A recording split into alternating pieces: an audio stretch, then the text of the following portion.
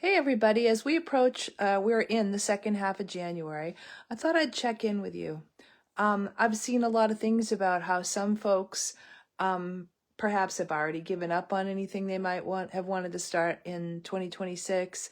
I've seen some folks who aren't planning on doing anything until the springtime, which is their new year. I've seen some folks who um, got a little waylaid over the holidays. They were planning on getting going with things the beginning of the year, and they're just getting going now, and that's perfectly fine. So I'm wondering if you could comment or hit reply if you're reading this on the email, where you are with all that stuff. I'd like to say where I am. Where I am is really a cool place, I think. I was planning on getting a certain amount completed over the holidays and before the holidays so that I could do my kickoff the year right on the 12th. I had to delay it a few days. I got sick, and also my son needed to go in for some surgery, and I decided to move it. It was a great idea to move it. It gave me a little bit of breathing space. Gotta say, that's new for me. Normally, I'm a go, go, go kind of gal, but I'm really giving myself grace and space. And that's really what I'm helping others with as well. In fact, um, I have allowed myself to um, bring forth the wisdom that I have been cultivating for the last, oh gosh, it's been years, but really actively cultivating over the last few months. And that is all about the wisdom of the spiral, the wisdom of the divine feminine, the wisdom of, before we can become, I would say, a successful entrepreneur or business owner, we need to become really tuned in with ourselves and to become more of who we really are, radically accept ourselves and not be in a rush. Particularly the older we get, our energy is finite. I'm not suggesting that we can't be older and energetic. I'm saying that I know for me personally, I used to run and run and run and never stop. And while the world thought it was good and I thought it was good, and I did, to my own credit, get a lot done, I eventually crashed and burned, right? In 23, I guess it was 2023. So, sooner or later, that's not going to work out. Sometimes it's later, sometimes it's never, but oftentimes it's by your 40s or 50s or 60s. You're like, what am I doing anyway? And that's when I'd like to hear from you. Because if the whisper of, what am I doing anyway with all this running around stuff? And what's really going on in my life, and how do I really want to shape it so that I'm in charge instead of the world is in charge? Yeah, then you're feeling more rooted, right? You're feeling more grounded. That's it. And I wanted to just say out loud how excited I am because the sacred spiral, because we're never really done spiraling upward and learning about ourselves and journeying into the next version of ourselves.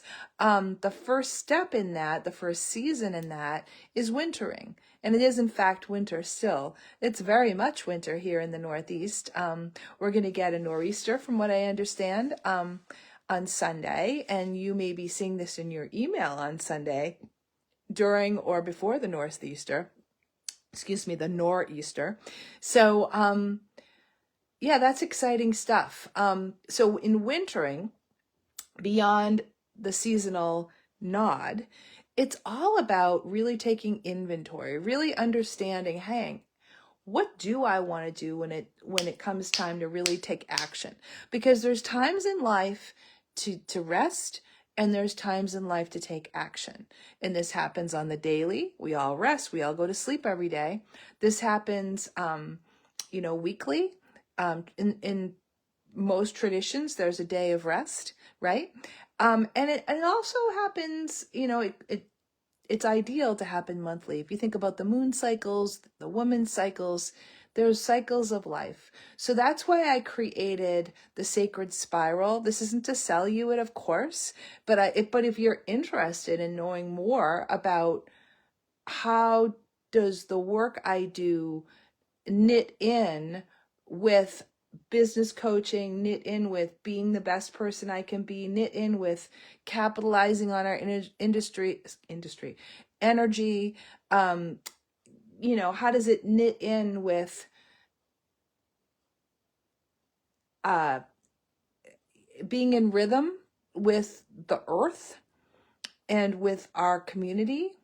If that interests you, which I know is kind of unusual perhaps, I'd love to have a conversation with you because, let's face it, our world is fairly chaotic and it can be a little on the depressing side. So we need to be captains of ourselves. We need to hold tight that is dear to us. We need to have undying love for ourselves in complete and total self-acceptance so that we can access our divinity, access our strengths, capitalize on our power, and do our great work in the world. With that, I ask you to watch. There's going to be a video. If you're watching this as part of my newsletter, there's going to be a video, which is me on a podcast talking about things that I have evolved into over the years, inclusive of Beacon of Light Center and how that is expanding. And I watched it the other night, y'all, and I was like, who is that woman? It's kind of amazing. You do your great work in the world, you do small steps, and eventually you turn around and go, oh my God, I've done some good stuff. And I'm not done yet. So thanks for watching. See you soon. Bye-bye.